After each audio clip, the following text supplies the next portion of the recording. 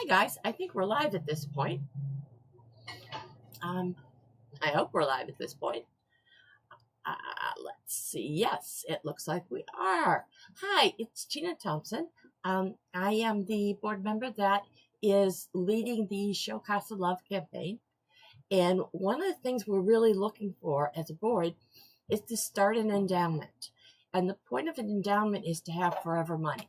So I'm going to walk you through the least popular part of at least my job as a board member, and that's the various numbers for money. So let's get right started as we go in, and there we go. All right, it goes this way. So I'm going to start with the total budget. Our total budget is about $240,000. That includes 2 full-time employees, our director, Rhonda Stubbs, and our executive director, Becca, and I apologize, Becca, I forgot your last name, but Mitchell, that's it. And it also counts 2 consultants. We have a lawyer that we have a retainer with, and an accountant, so that the lawyer can answer the legal questions we have as far as the kids go. And then the accountant, of course, is to make sure that everything is above board. We do really good with that. Only 71% of our income is on those employees. 15% is for running the office. That means supplies, utilities, equipment, those kind of things. We use 9% on training because it's important that we stay up to date on everything that's going on with the social work industry and the foster care industry and et cetera, and how we can best use all the resources that are out there. We're putting 7% right now into the building repair. And that's mostly because we have a leaky roof we had to fix, and that was kind of expensive. It really took a toll on any savings we had in the account, which is why we're thinking an endowment. And of course, 1% is for fostering futures. And we'll explain that a little bit more in a little bit later. So I went online and I tried to find counties that are similar to the 3-county area that we have in a child's place. So Brooke, Hancock, and Jefferson County. We have 113,000 people in Child's Place Casa. So I found 3 that are nearly about the same size. Jefferson County in New York, LaPorte County in Indiana, and Mercer County in PA, which, by the way, is just getting started. They don't have all of their things up yet. But they're each 1 county. We are, of course, 3 counties. And as you can see, their budget is a lot higher than ours is. They also have more staff. We have 2.5 right now, but they have anywhere between 4 and 10. And why is that? Because they have more money. Then I looked at the number of children they serve. Jefferson County, New York, serves 89 children a year, and their budget is $400,000, and they have a staff of 5 to 7. We serve 300 almost per year, and yet our staff is a whole lot less. If you notice, LaPorte County has a little bit more than us by about 100, so like a third more. And Mercer, as I said, is not yet started. And then I looked at how many volunteers we have. With their 89 children, they have 39 active volunteers. LaPorte has 47, which is kind of the way we want to get to. And right now we have 16 active volunteers. So if that's something you're considering doing, we absolutely could use you. We have a lot of kids on the waiting list and on the staff handled list. And then I took a look at where the money comes in. In Jefferson County, New York, most of that, 85%, are grants from the state. 10% are private grants, and then 5% are donations. In LaPorte, you got 60 comes from the county and 30 from the state. Plus, they have a little bit of donations and private grants, but that's 90% from the government. And then if you look at Mercer County, like I said, it's just getting started. 75% is coming from the judicial in the county, and another 20%. So again, that's 95% with government grants. Now, I say that because where does our money come from? Our money comes from IOTA, which is interest that is put on lawyers' trust accounts. Every lawyer, when you pay them a retainer, it goes into the bank into special savings, and that interest they make on that has to go into this IOTA account, which goes into, it gets divided up to different nonprofits usually. A lot of times it has to do with kids and foster care and that kind of thing. VOCA is the Victims of Crimes, and each state gets X number of dollars from the government, federal government, to put towards the victims of crime as they like. So those two grants are our 43%. Then we have other private grants. I know that, for example, we were supposed to be getting CBGD, I think, whatever, one of the grants from the city, and they had to back away from it, and Kroger stepped up and took that grant for us. We also have 18% that come from individuals and groups, just people that off the spur of the cuff say, hey, you know what? I had a good month this year. Let me send you a check. A good month this year. That's good. Others that, are angel. Oh, I'm sorry. That's 18% is also the angel roll. Anybody that is a regular giver, an angel roll donor, signs up for 5 years support, and they do a given amount per year or per week or per month, however they want to do it. But that allows us to know that we have a steady source of money coming in. So when our coffers are running low, like they did because we had to fix the roof, we know there's some money coming in, and we know approximately about how much. We also have 8% is corporate sponsors, and we love our corporate sponsors. And then 8% are the fundraisers that we do all year.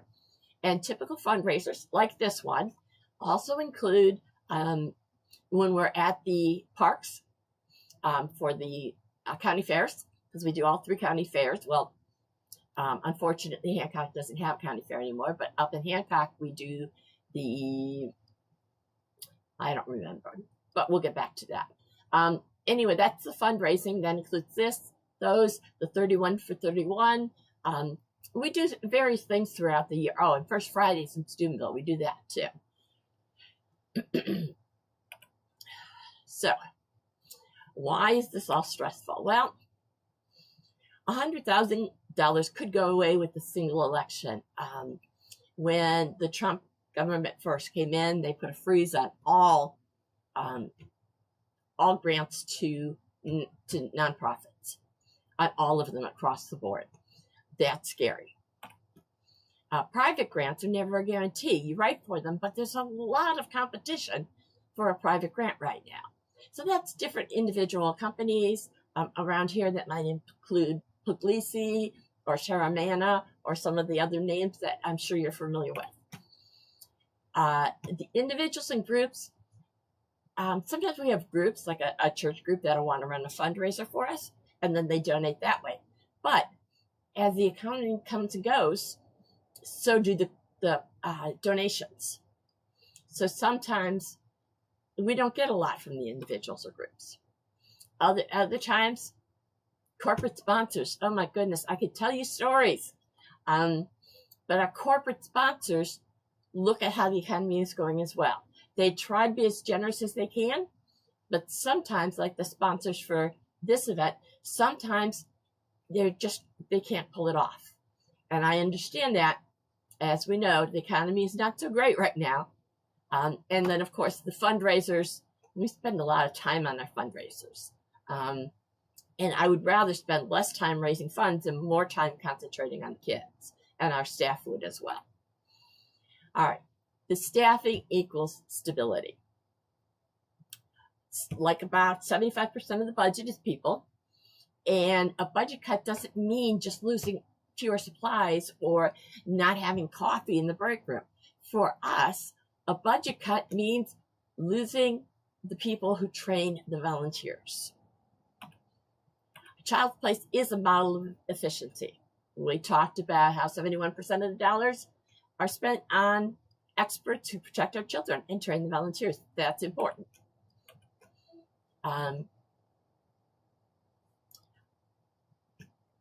a roof repair like the one we had, or a reduction in grants, or any other unknown. I mean, heaven forbid, but if an airplane lands on the building, we have a problem, and we don't want to see that.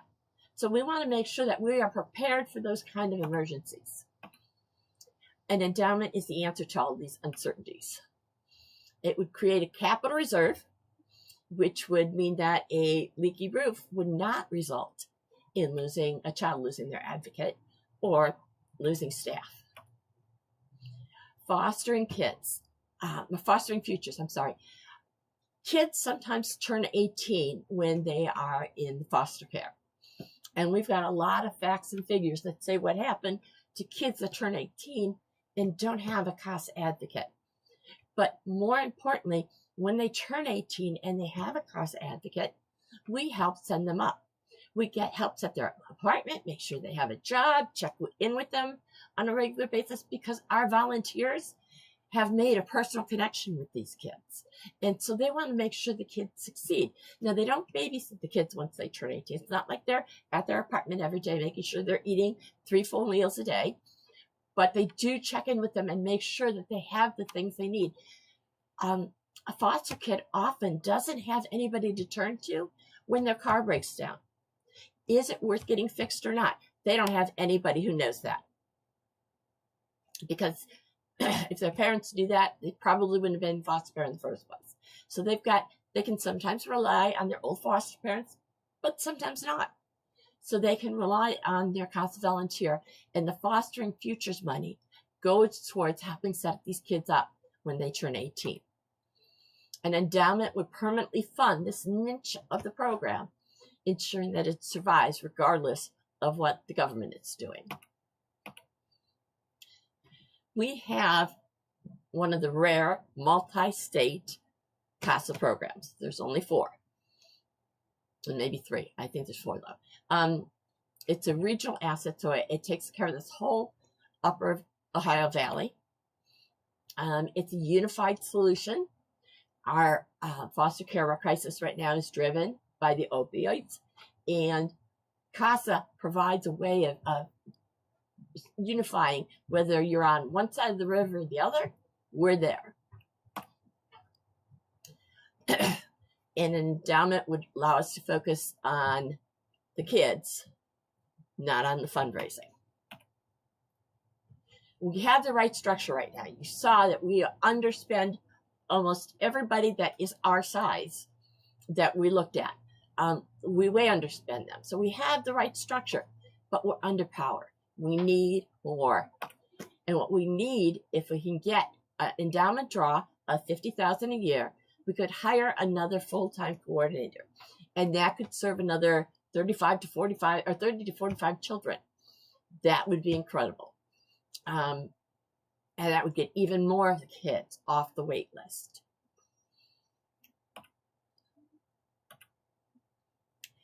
If we got a leaky roof, as we said, that would not endanger the advocacy of the kids in our area.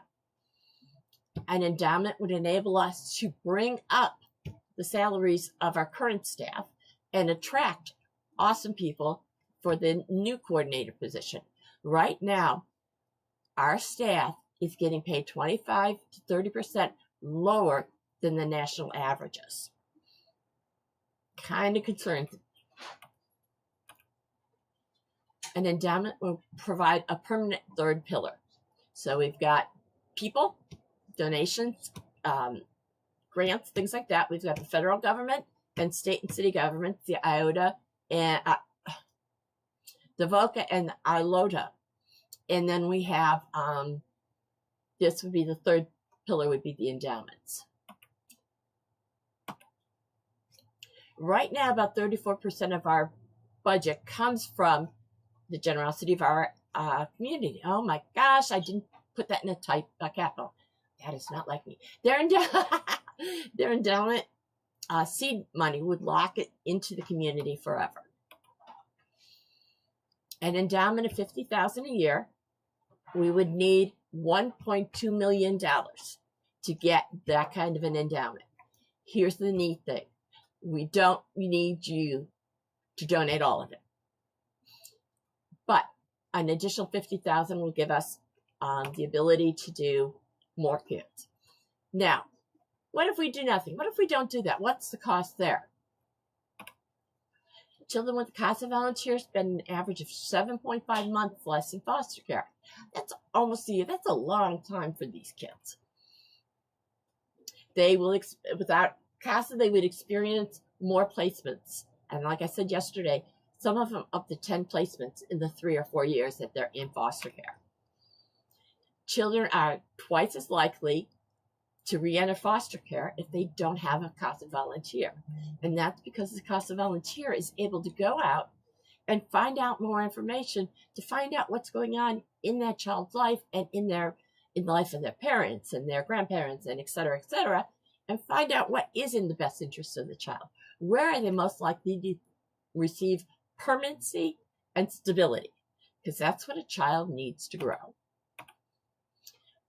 Without a CASA, children are more likely to fail classes and be disciplined as if their trauma-related behaviors were just them being bad.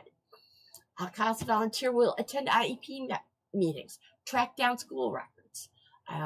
They will work hard to keep the child in school and to help get them the support they need to lower the trauma-related behaviors.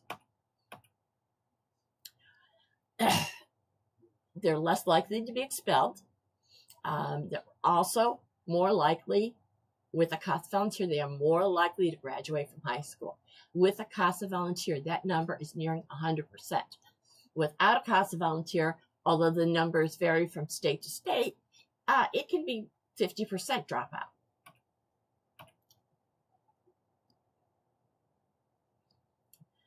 When children age out of foster care and don't have a CASA volunteer, 1 in 4 of those children will be homeless within 2 years. 40% will spend time in a correctional facility before they're 20. 50% will not be gainfully employed at age 24. By 24, they still don't have a full-time job. 71% of the girls who age out of foster care and don't have a CASA volunteer will be pregnant by age 21. Of the national average with kids not in foster care, just the kids overall in general that turn 21, it's only like 5%. That's a big difference. These kids are 8 out of 10 times more likely to enter the system if they are in foster care. And their kids are more likely to enter the system. 40% of former foster youth who have children have CPS working with them or taking custody of their kids. We all pay the price when this happens. How can you help? Help with our endowment campaign. Go ahead and send a donation and help us to have a forever fund. Your money will double and triple almost overnight.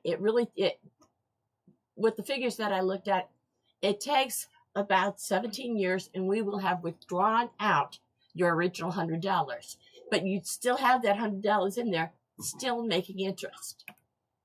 Spread the word to your friends and neighbors. And of course, as every social media person says, continue to share, like, and comment on this page so others can see our campaign. The algorithms, that's what they rely on. Our YouTube page. We have a Facebook page, which is supposed to be going live on both of those right now. We have a website, and hopefully that's up and functioning. I didn't look today. And we have an email if you want to send something to the email. If you have any questions, if you want to find out about volunteering, we have a class going on right now for volunteers, and then we'll have another class in a couple of months. And you can donate. If you go to go.rallyup.com/show-CASA-love-2026, notice there is no www. If you go to this website and donate, you can help make a difference in the lives of children constantly and forever. That's kind of cool. All right, let's go back to me. There I am. Oh my gosh, I didn't realize that's such a big face. All right, I want to thank you for coming today and for finding out how the finances work. Tomorrow we are going to be working on, you know what, I don't remember offhand, but I do know on Tuesday, we have Tuesday set up. We're going to go live with Rhonda and Becca, our 2 full-time employees, and we're going to talk a little bit more about what CASA does and the difference an endowment is going to be able to make. So hopefully we'll see you tomorrow at 11 o'clock, and then Tuesday at 11 o'clock, and Wednesday at 11 o'clock, assuming all the technology that I have set up is actually working. Thank you so much, and I'll talk to you later.